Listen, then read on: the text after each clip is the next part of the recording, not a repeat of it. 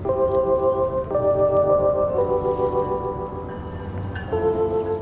teman-teman Tari Indonesia, apa kabar Tari hari ini?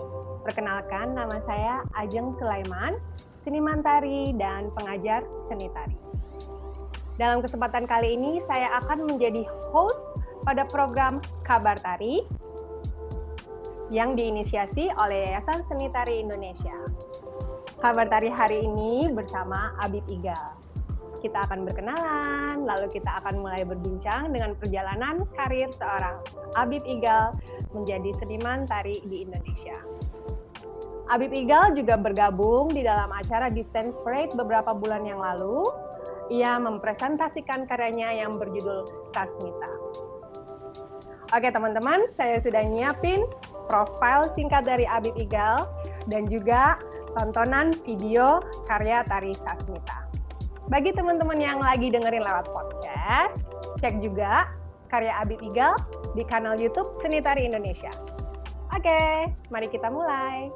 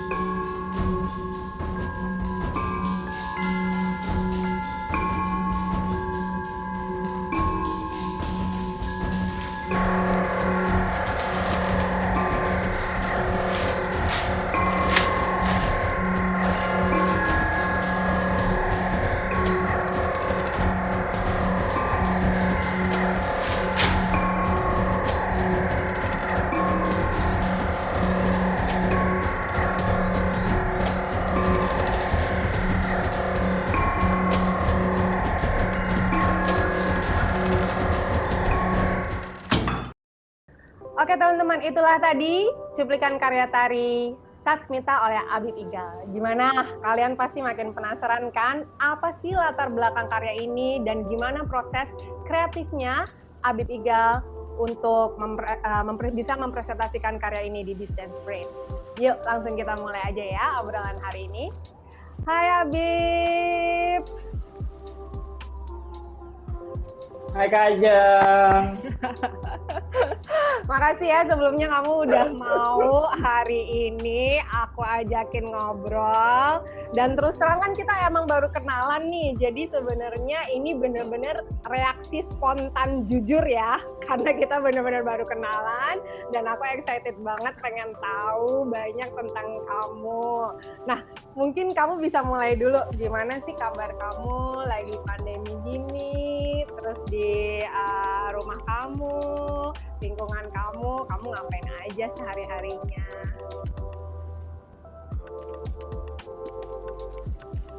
Iya Kak, jadi semenjak pandemi kita tahu ya banyak kegiatan tertunda, reschedule, bahkan cancel gitu. Jadi beberapa project aku juga di tahun ini terus berdiam diri tapi mencoba untuk tetap produktif gitu ya, karena prosesnya di depan laptop aja, nulis konsep, mereview semua beberapa karya, terus juga ikut dalam beberapa panggung-panggung virtual yang ada digelar di dunia. Sejauh ini sih begitu sih Kak, terus lebih banyak meneruskan riset-riset masyarakat tapi tetap protokoler COVID gitu kan. Jadi ya lebih banyak mengendapkan beberapa proses aku sih Kak, gitu sama pandemi. Oke, jadi walaupun kita lambat berjalan tapi kita tetap mengisi waktu kita ya dengan riset, terus tetap terjun ke masyarakat langsung kayak gitu. Gimana caranya supaya kita tetap bisa kreatif? Oke, nah aku tadi sedikit baca profil kamu. Di situ kayak tertulis kamu cukup lama menekuni tari gelang dadas. Benar nggak pronunciation aku? Gelang dadas. Iya benar gelang dadas. Nah mungkin kan teman-teman yang nonton nih kurang akrab gitu, itu tari yang mana ya? Kita pengen tahu gitu.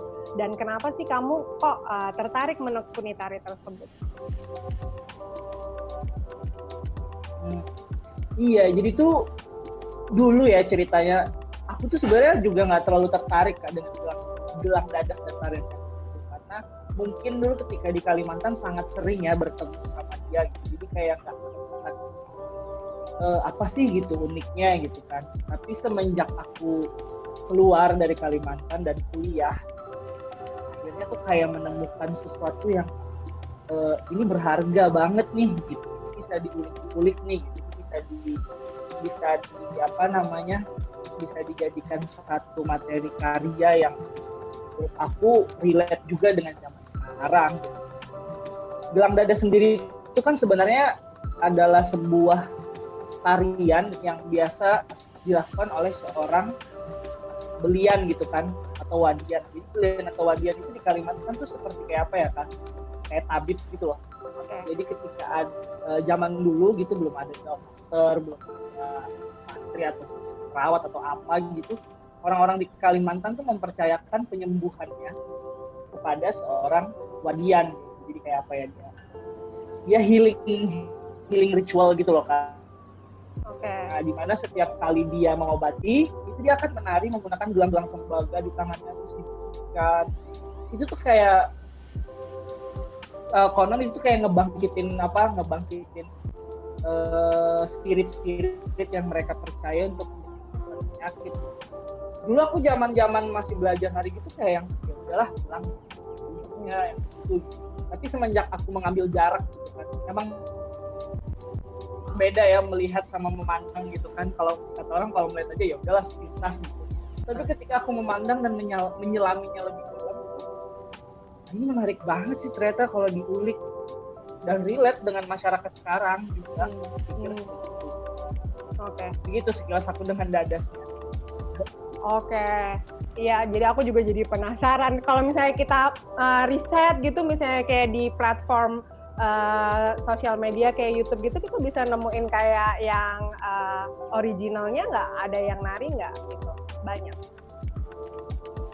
Banyak sih sebenarnya, banyak. Dan di Kalimantan itu juga beberapa sanggar juga pasti melakukan itu. Oke. Masih melakukan pelestarian di dalam ritual itu. Nah, teman-teman, itu dia tuh salah satu tarian yang ditekuni oleh Abid Igal ya, dimana itu mungkin menjadi latar belakang ketubuhan dia atau cara dia melihat sebuah budaya dari tempat tinggal dia mungkin ya. Oke, nah sekarang kita lanjut. Aku pengen ngobrolin karya kamu yang di Distance Parade itu, yang judulnya Sasmita. Nah, mungkin kamu bisa mulai cerita ke teman-teman. Siapa tahu ada yang kelewat kan, nggak baca sinopsisnya apa. Jadi kamu bisa cerita kayak awal mulanya kamu lagi mikir apa sih, terus kok bisa bikin video visualnya seperti itu. Terus proses kreatifnya gimana sampai mewujudkan video itu.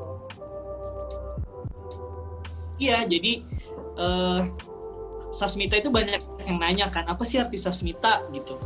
Sebenarnya Sasmita itu artinya adalah bahasa isyarat gitu. Aku nangkep waktu itu kan eventnya lagi hangat-hangatnya COVID gitu ya, semuanya terdampak. Bagiku tuh COVID itu sebenarnya kayak isyarat gitu bahwa manusia dengan alam yang lagi tidak baik-baik saja, ada hubungan yang tidak saling kait sehingga terjadilah pandemi ini gitu. Aku dulu membacanya seperti itu. Ini sebenarnya sebuah isyarat nih. Isyarat itu kayak sebuah tanda gitu ke manusia nih gitu. Karena selama ini kan spesies manusia itu spesies yang sangat unik ya. Kita sebut manusia spesies lah gitu. Dia hanya satu spesies tapi bisa merusak berbagai macam spesies lainnya gitu di muka bumi ini.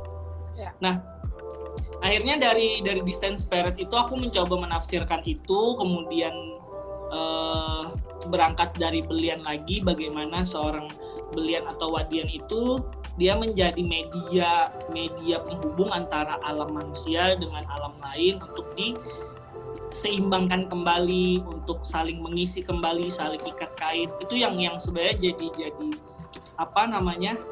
jadi pemikiran dasar latar belakangnya dari karya Sasmita itu sendiri sih Kak.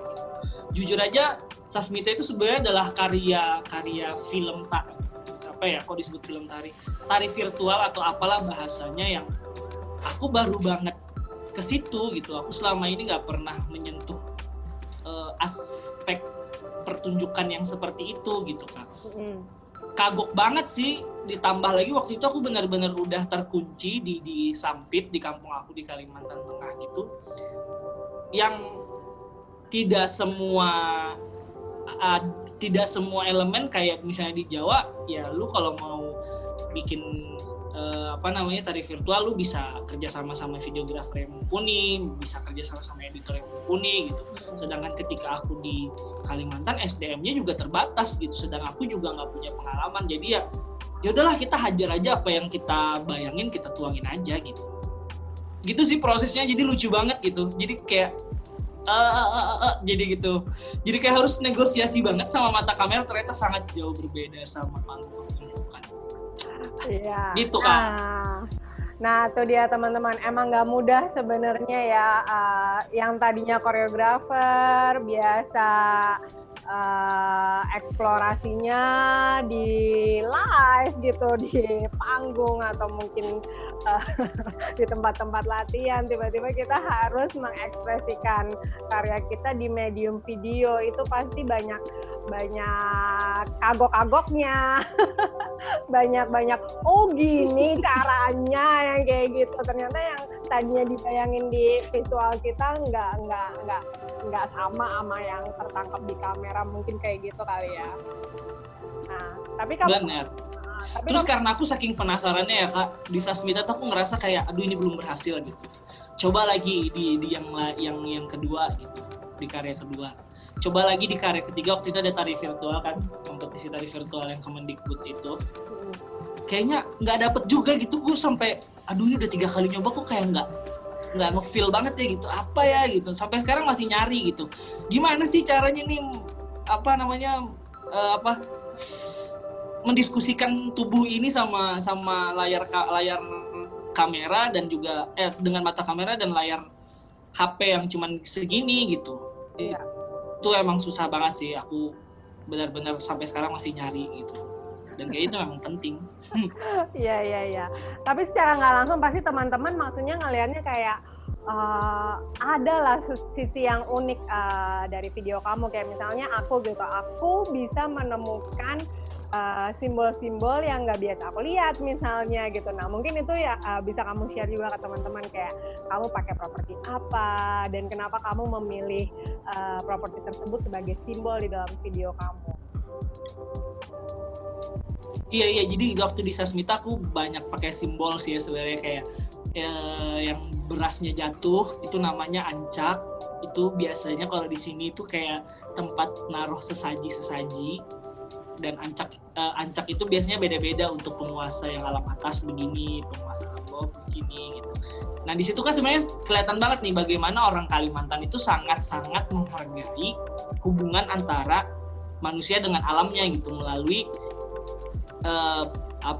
penyajian ancak begitu. Itu yang coba aku ulik-ulik kan, bagaimana akhirnya beras yang jatuh itu sebenarnya ketika kita memberi dalam tanda kutip memberi, ya dia akan jatuh untuk kita lagi gitu. Jadi bagaimana kita saling isi, saling berputar gitu antara alam ini. Tapi ketika kita berhenti memberi, maka kita juga akan berhenti mendapatkan gitu. Itu yang sebenarnya coba aku tawarkan dalam konsep simbol yang aku hadirkan itu. Selain aku pakai gelang otomatis ya sebagai materi dasar dari Sasmita. Gitu sih. Ya aku suka kayak kamu kayak naro-naro simbol itu terus kamu gantung-gantung di langit-langit kan, jadi kayak ini dia ngomongin apa ya, kayak ada satu arti tersendiri nih pasti. Nah makanya itu yang kayak pengen aku tanyain ke kamu dan tadi sudah terjawab. Terus apalagi ya, apakah kamu kerja dengan music editor atau kamu bikin musik sendiri? Aku kerja sama musik editor Kak, karena aku nggak pandai membuat musik gitu. Tapi biasanya aku benar-benar nggak juga sih ngedirect musik, gue pengennya begini, enggak. Karena dalam proses aku percaya bahwa musik dalam tari itu tidak hanya sebagai pengiring gitu. Jadi ketika dia dilepas, dia juga bisa berdiri sebagai karya sendiri si musik itu gitu. Jadi aku pengennya malah kita saling menguatkan di antara musik tari sama tari gitu. Jadi aku nggak pernah ngedirect musik yang harus begini gitu, hitungannya harus begini gitu. Tapi gimana kita bareng aja gitu, prosesnya gimana. Jadi kamu menangkap apa yang aku inginkan, aku juga menangkap spirit dari musik yang kamu hadirkan. Kalau aku kayak gitu sih polanya sama musik Kak. Oke. Sip, aku ngerti. Nah, itu dia teman-teman di segmen 1. Cuman aku ada pertanyaan penutup aja nih sebelum kita lanjut ke segmen berikutnya. Nah, kalau nggak salah itu kamu mengambil pendidikan penata tari di ISI Jogja. Yes. Oke, dan sekarang kamu baru transisi kembali lagi ke Kalimantan. Ya, transisi kembali ke Kalimantan ya, belum balik. Ini masih transisi nih. Transisi. Nah, udah gitu pas transisi lagi ada COVID gitu kan. Itu gimana kan secara aku Ya oke, mungkin aku bisa cerita sedikit pengalaman aku. Waktu itu setelah merit aku sempet tuh tinggal di Jogja. Nah aku kan lahir besar di Jakarta, cuman aku merit tinggal di Jogja. Tapi sekarang aku balik lagi ke Jakarta gitu. Dan itu transisi itu cukup culture shock menurut aku gitu. Dan mau ngapain lagi nih gue balik lagi di Jakarta ketika aku sudah mengalami ritme di Jogja gitu. Nah apakah kamu juga ngalamin hal yang sama gitu? Kayak misalnya perubahan ritme atau Iya, kalau shock banget Kak, karena sebenarnya tahun ini itu targetnya nggak pulang dulu ke Kalimantan gitu. Memang aku harusnya masih di tanah Jawa gitu dan di daerah Sumatera, karena untuk ngerjain beberapa riset dan project lagi kan.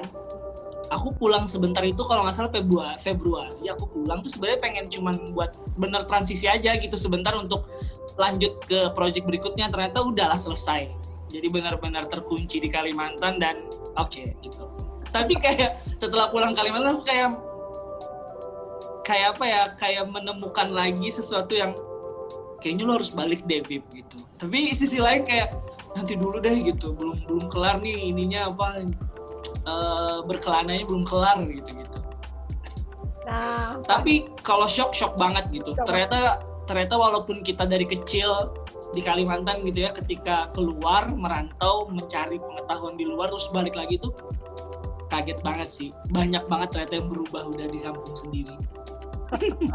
Nah, ini menarik banget nih buat kita kulik-kulik lagi di segmen berikutnya karena agak-agak nyambung dengan pertanyaan yang udah aku siapin. Nah, cuman kita break dulu sambil sama-sama ngeliat karya-karya dari cuplikan karya-karya dari Abi3 dan juga foto-foto pertunjukan yang sudah kami buat.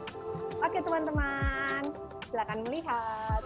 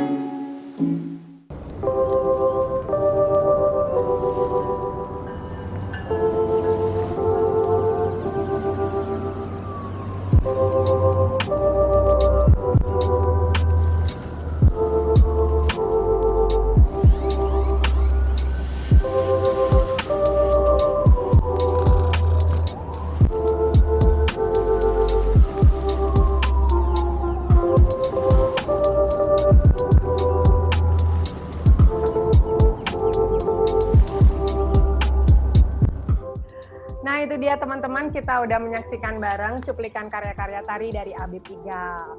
Nah sekarang aku mau lanjut lagi ngobrol dengan Abib ya.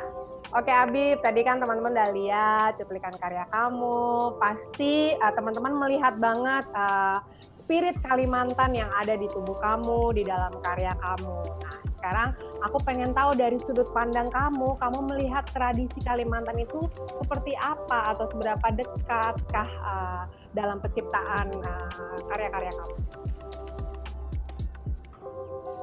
Iya Kak Ajeng, kalau dibilang seberapa dekat gitu, ditanya seberapa dekat, itu sebenarnya sangat dekat Kak Ajeng.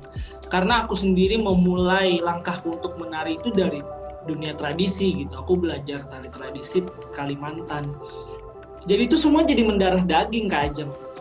Dan ketika mendarah daging, kemudian kuendapkan, disitulah rasanya spirit Kalimantan itu selalu hadir dalam setiap karya-karyaku gitu. Karena aku berpikir bahwa bahasa tubuhku itu adalah bahasa tari tradisi gitu, yang di tubuh aku menjadi spirit tradisi yang baru juga gitu aja. Oke, dan gitu aku sih. Oke.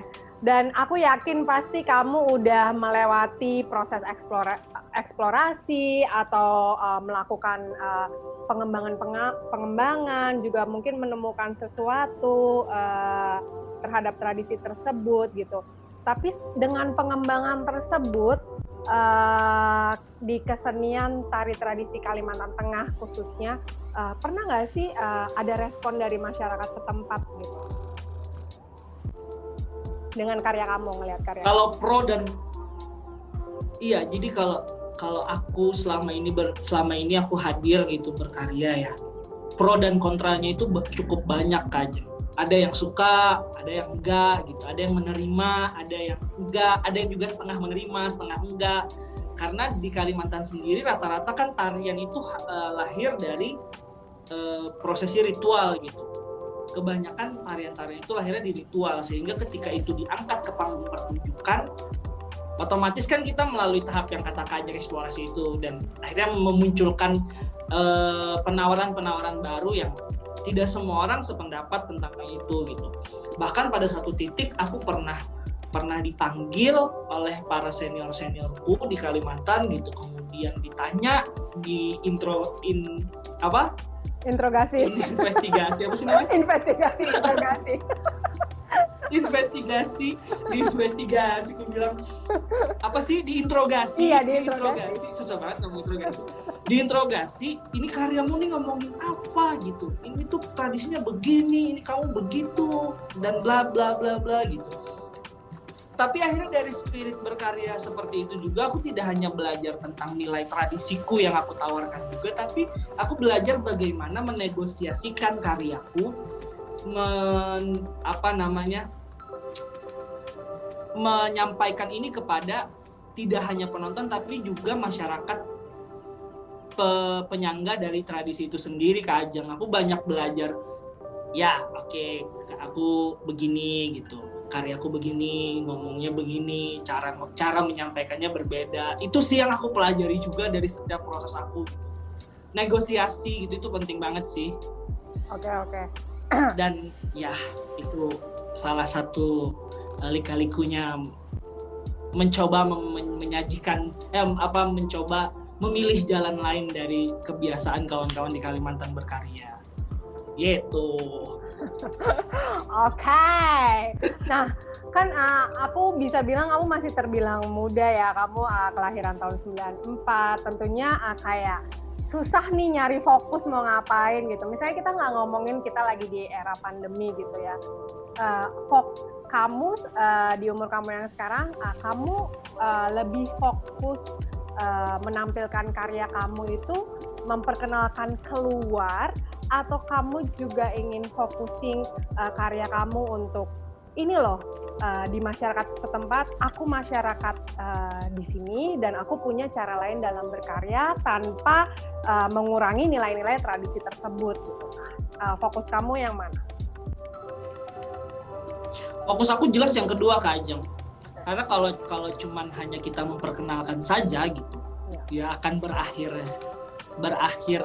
sebatas jualan eksotisme aja gitu, bahwa ini orang Kalimantan penuh dengan bulu-bulunya, penuh dengan nuansa sakral ritualnya, adat dan kepercayaannya masih dijaga, hanya akan sebatas itu gitu. Walaupun itu juga nilainya juga sangat-sangat berharga gitu kan untuk ditawarkan gitu. Tapi ketika aku hadir di panggung lain, dalam tanda kutip panggung pertunjukan kita, banyak hal akhirnya yang bisa diobrolin tentang Kalimantan gitu kan. Nggak hanya sebatas berakhir di eksotisme baju ini aja gitu, baju adat saja mungkin, atau gerakan tradisinya saja gitu. Tapi lebih dalam, aku bisa menawarkan nilai-nilai bagaimana orang Kalimantan menjaga hubungan alam dan manusia dengan pencipta, kayak gitu-gitu.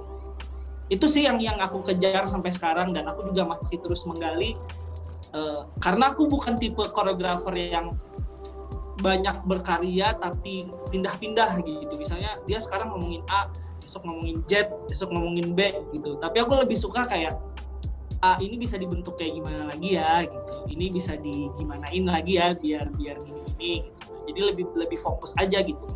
Dan ketika aku terjun ke kesenian tari gelang ini, si belian ini, semakin aku dalamin, semakin banyak hal-hal yang aku temukan lagi gitu. Jadi banyak banget dan nggak akan ada habisnya kayaknya untuk digali lagi gitu. Tinggal guenya mau nggak lagi ngegali gitu, Kak.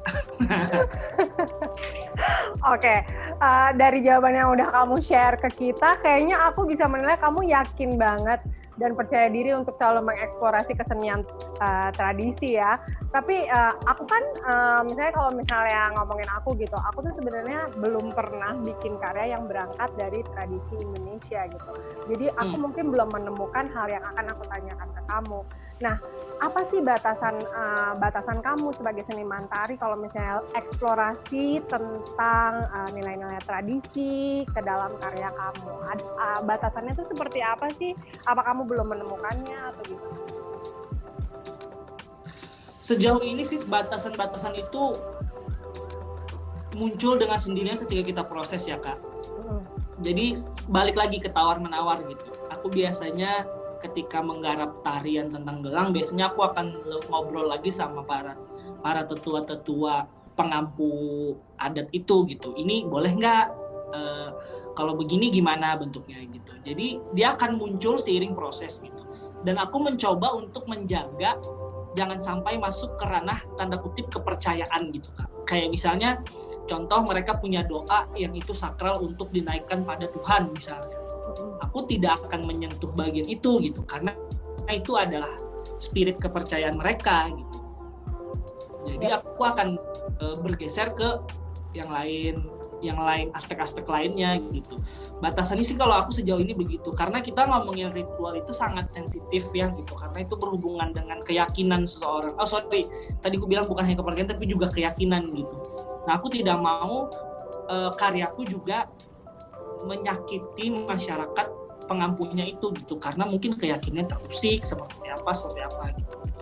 Jadi sebisa mungkin karya itu benar-benar mewadahi spiritnya mereka juga tidak menyakiti mereka gitu. Batasan-batasannya hanya segitu sih Kak yang aku tahu. Tapi dia pasti akan muncul setiap kali aku garap, setiap kali kita proses tuh batasan-batasan pasti akan muncul. Dan bagi aku itu bukan batasan sih ya, tapi menguji kreativitas kita untuk ayo lo sekarang ada rintangan yang begini, lo bisa nggak nih ngelewatinnya gimana nih gitu. Kadang kita sebagai koreografer, gue juga kadang ego gitu ya ketika dengar misalnya sebutlah mantra yang mereka nyanyikan tuh kok indah banget sih gitu. Gue kadang juga terpancing untuk gue pengen bawa itu nih ke spirit karya gue, tapi kan itu doanya mereka gitu, itu kan doa kepada Tuhan gitu. Ya itu bagaimana cara kita menegosiasikan itu sih. Kalau aku begitu. Ya, betul. Dan aku suka banget tadi jawaban kamu yang kamu kalau bisa melihat itu jangan sebagai batasan, tapi bagaimana kita mencari akal supaya kita bisa bernegosiasi atau ada cara-cara lain tanpa mengurangi nilai-nilai tradisi tersebut gitu. Oke, semoga jawaban kamu diapresiasi juga nanti kalau lingkungan atau masyarakat setempat nonton video ini, jadi mereka bisa sedikit lebih memahami siapa Abis Igal, siapa latar belakang kamu, dan tidak melupakan kamu bahwa kamu ialah memang anak Kalimantan Tengah ya.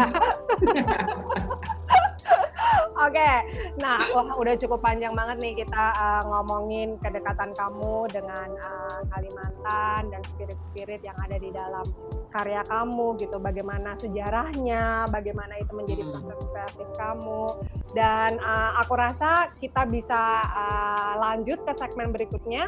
Tapi sebelumnya aku pengen tanya dulu, pasti dong seorang koreografer punya karya yang berkesan deh, yang mana nih? Misalnya ada karya ABC, kayaknya yang paling berkesan buat gue dan merupakan breakthrough. Kayak gue nih bikin karya ini kayak ampe pusing banget nyari-nyari metodenya supaya menampilkan seperti ini, dan wow, kayaknya ini gue berhasil gitu. Nah, kira-kira kamu punya nggak karya-karya yang bikin kamu punya perasaan kayak gitu? Ada sih satu, tapi itu masih karya folklore gitu sih Kak. Karya folklore yang belum benar-benar jadi pertunjukan mateng banget, tapi untuk sampai ke situ akhirnya itu gue punya punya effort yang besar banget untuk menciptakan karya itu. Dan bermula dari karya itu juga gelang akhirnya itu cukup meledak sih bahasanya kayak album, cukup booming di pertarian tari folklore Indonesia gitu. Itu karya Hyang Dadas yang tempo lalu dia alhamdulillah ya dia juara umum gitu di Parade Tari Nusantara di event itu. Nah, kebetulan emang event Parade Tari Nusantara itu kan kayak event yang bergengsi banget lah untuk tari folklore Indonesia gitu. Nah, kebetulan karya Hyang Dadas tembus di situ sebagai juara umumnya. Sebenarnya bukan masalah juara umumnya sih yang bikin aku kayak bikin aku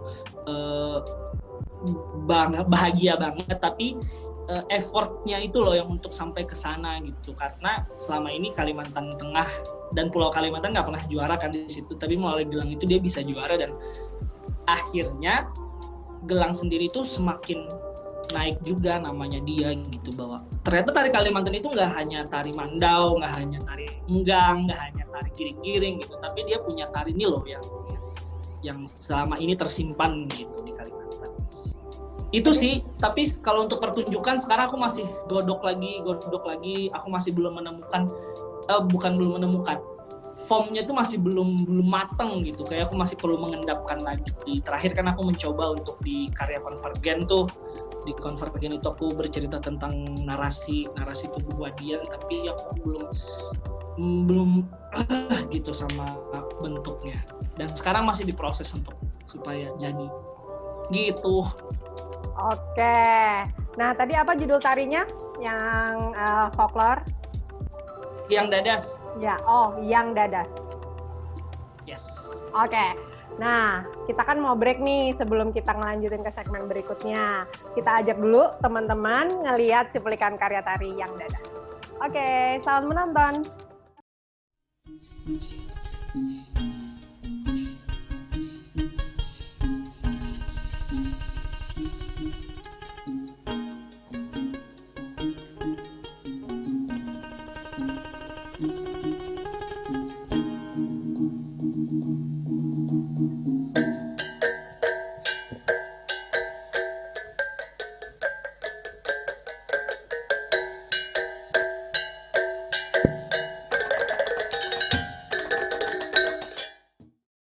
Oke teman-teman, terima kasih kalian udah stay dengan aku dan Abib. Sekarang kita udah masuk ke segmen yang paling terakhir.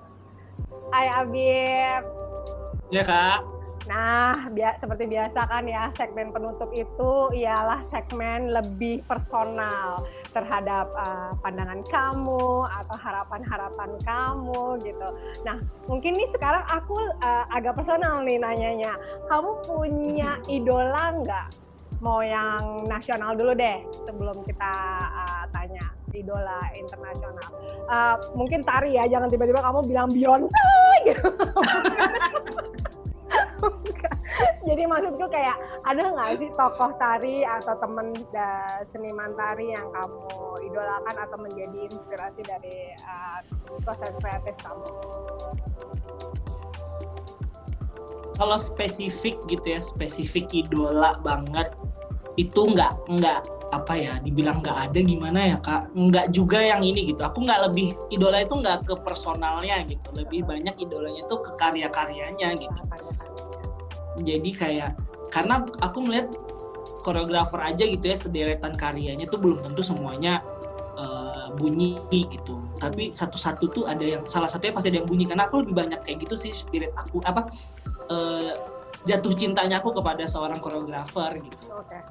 Jadi aku lebih banyak mengidolakan karyanya ketimbang sosoknya gitu. Oke. Apakah koreografer ini yang kamu idolakan lebih jauh generasinya di atas kamu?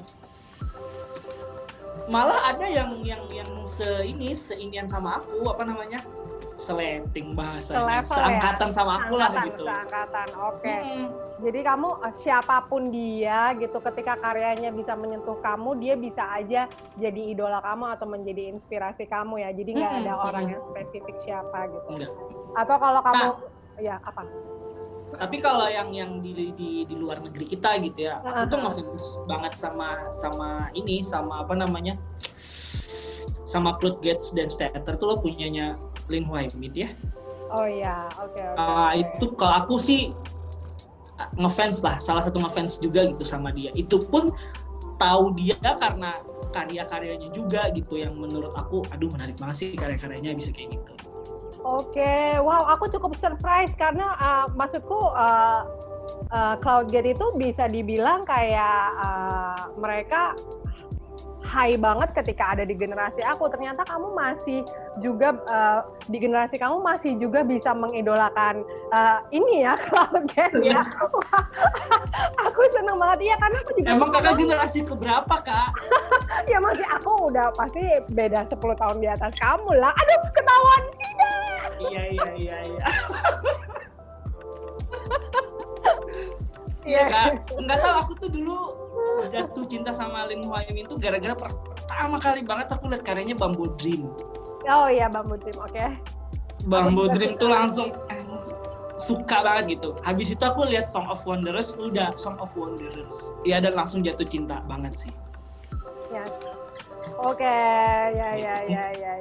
Iya, aku juga suka banget mereka. Aku bisa banget tenggelam gitu loh kalau nonton. Iya, bahasanya tenggelam gitu loh. Dan susah kan, karya tari itu susah banget begitu iya, gitu. Untuk engage penonton tuh emang susah banget karya tari karena kan kita nggak ngomong, mungkin ada beberapa karya yang benar-benar pure gerak aja gitu kan. Iya. Oke, thank you banget udah nge-share. Siapa yang kamu suka? Bagi yang nonton kayaknya juga harus lihat sih itu. Soalnya tetap relate dia, dari zaman ke zaman juga tetap relate menurut aku sih karyanya. Iya, betul. Oke, nah tuh teman-teman coba kalian cari di YouTube, langsung Google ya, Cloudgate Company. Oke. Nah, soalnya Kak, kalau gue ngidolain Martha Graham gitu ya, gue nggak pandai tari modern yang begitu-begitu. Kalau balet siapa? Mungkin kayak Morsingham gitu, gue kan nggak pandai ya, tapi gue jatuh cinta juga sih. Oke. Sip. Oke, nah kita tadi udah ngomong biar relax dulu nih kan, tadi aku nanya idola kamu. Nah, sekarang aku pengen tahu gitu ya, sebagai Abib gitu kan, kamu juga udah ngelewati pendidikan S1 penata tari gitu. Dan kamu sedikit banyak ngelihat banyak pertunjukan di Jogja ataupun di kota-kota di Indonesia gitu. Kamu udah bisa ngeliat belum sih kayak perkembangan tari di Indonesia itu udah kayak apa gitu? Kalau ngomongin perkembangan tari Indonesia ini luas banget ya, dan gue sebenarnya takut salah ngejawabnya. Okay. Tapi menurut aku ya, kalau dibilang berkembang pasti berkembang ya, tapi tetap terpusat sih kalau aku lihat Kak. Perkembangan tari Indonesia itu hanya bisa dilihat di sekitaran Pulau Jawa saja gitu. Oke. Karena kalau kita kalau kita ke Kalimantan, ke Sumatera, panggungnya apa sih gitu? Takarannya untuk dibilang berkembang juga apa gitu? Mungkin salah satu guru kita, senior kita, misalnya kayak Mas Eko PC gitu ya, beliau tetap berhasil membawa spirit tari tradisi yang ada di Maluku sampai keluar gitu kan. Nah, tapi juga aku nggak tahu kalau di Malukunya bagaimana gitu. Kalau di Kalimantan aja yang lebih spesifik deh gitu.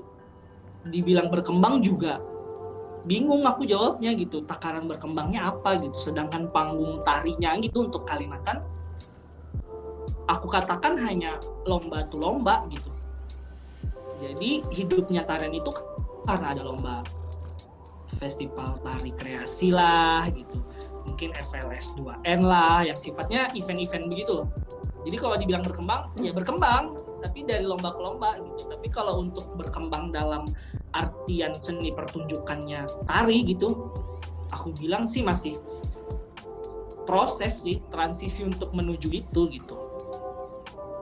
Oke, ya. Aku senang banget dengan jawaban dari kamu. Semoga yang nonton ini ya bisa juga mendengar keluh kesah kamu terhadap perkembangan tari di Indonesia ini.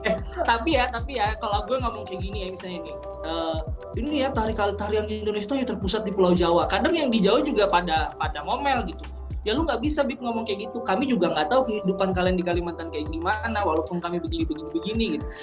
Jadi kayak pro dan kontra gitu. Gue kadang mikir juga, oh iya benar juga sih ya gitu. Tapi kayak kita nggak bisa menutup mata gitu ketika orang-orang pengen belajar tari lah.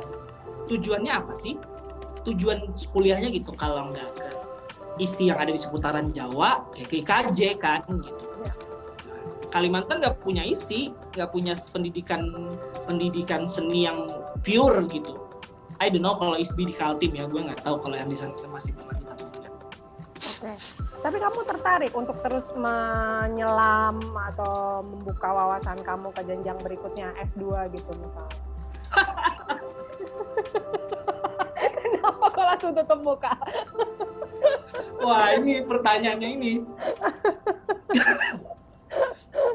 Kalau gue begini sih ya Kak, dulu ketika gue kelar S1, udah banyak yang bilang, udah lebih langsung lanjut S2 gitu. Tapi gue kayak yang, enggak gitu, gue butuh sekali lagi butuh mengendapkan ini semua. Dari dalam hati gue, pertanyaan pertamanya gini dulu ketika gue S2, gue mau ngapain dari S2 dan setelah selesai S2 gue harus apa gitu. Nah, untuk menjawab pertanyaan itu, akhirnya gue jalan-jalan dulu gitu. Dan akhirnya tetap pengen S2 sih, tapi semenjak COVID dan balik ke Kalimantan ini gue kayak apa ya, kayak yang gitu, ini gue harus mikirin lagi nih, apakah membangun dulu ekosistem yang ada di Kalimantan di lingkungan aku gitu, apakah aku keluar aja dulu lagi gitu. Tapi pengen sih tetap harus tetap mengembangkan pengetahuan sih, karena tanpa pengetahuan ya harinya juga akan seperti itu lagi nanti. Oke, kayaknya kamu optimis banget ya terhadap profesi ini gitu. Karena kan sebenarnya langka banget gitu yang mau ngejalanin profesi kayak kita menjadi seniman tari, kayak kalau dilihat ya kayak yang tadi kamu bilang gitu kan, dilihat dari generasinya aja gitu, nggak semua satu generasi bunyi gitu, nggak semua sih karya-karya dari koreografer itu bunyi karyanya gitu kan. Nah, mungkin kayak kamu bisa gitu ngasih spirit optimism kamu yang semangat ini ke generasi di bawah kamu, misalnya kayak apa sih yang harus mereka mulai gitu ketika mereka pengen menjalani profesi kayak kita gitu. Kalau dibilang optimis sih memang harus optimis ya Kak. Dulu aku pas nonton filmnya Chrisye ya kalau nggak salah, dia pernah ada satu kalimatnya dia bilang gini, gue cuman bisa nyanyi gitu, gue nggak tahu harus kerja apa gitu. Dan akhirnya aku juga begitu Kak mikirnya, ya udah gue cuman bisa nari ya gue akan terus menari gitu. Terserah ini mau menghidupi atau gue yang menghidupkan, itu masalah proses aja gitu. Dan apa ya, jujur aja selama perjalanan ini gue menari itu, gue pernah ketemu satu orang, dia salah satu penari juga di Indonesia Raya ini, dan dia bilang ngejudgement gue gitu, lu kayaknya salah jurusan deh masuk tari gitu, karena gue ngeliat lu nari itu tubuh lu nggak bagus gitu. Dan gue cuma bilang oke, gitu. Gue pertamanya gedek, tapi akhirnya gue bilang kayak gini, oke, gue salah jurusan, tapi gue belum tentu salah masa depan gitu kan. Ya orang salah jurusan gak mesti masa depannya juga salah. Nah, dan kenapa gue tetap optimis ya, karena gue ngelihat harus ada satu pohon untuk menciptakan bibit-bibit yang lain. Harus ada yang berkorban gitu. Dan kalau memang itu gue, ya udah ayo dijalanin aja gitu. Toh selama ini tetap hidup aja. Enggak yang susah-susah banget. Emang susah sih sebenarnya, tapi tetap ada jalan kok. Oke, nah itu dia teman-teman, apalagi adik-adik kita nih mungkin bisa terinspirasi dari jawaban Kakak Abib ya. Duh, tadi tuh jawabannya bagus banget, ya udah gitu, jalanin aja dulu gitu. Nanti juga akan terjawab sendirinya gitu keraguan kamu gitu. Seberapa besar effort yang udah kamu keluarkan gitu, toh nanti juga akan terjawab juga gitu keraguan-keraguan itu. Oke, aduh nggak terasa banget nih, udah habis kita waktu ngobrolnya. Iya, ngobrolnya panjang banget ya. Ditanya sekalimat, jawabnya 10 kalimat. Oh enggak, menurut aku kamu enak kok ngejabarinnya. Aku seneng banget ngobrol sama kamu malam ini. Oke, nah untuk closingnya, seperti biasa aku pengen tanya, kamu ada rencana apa nih yang paling deket gitu, atau kamu punya harapan apa gitu selama masa pandemi ini atau setelah pandemi ini kamu tuh mau ngapain? Rencana terbesar kamu? Rencana ke depan aku adalah aku pengen bikin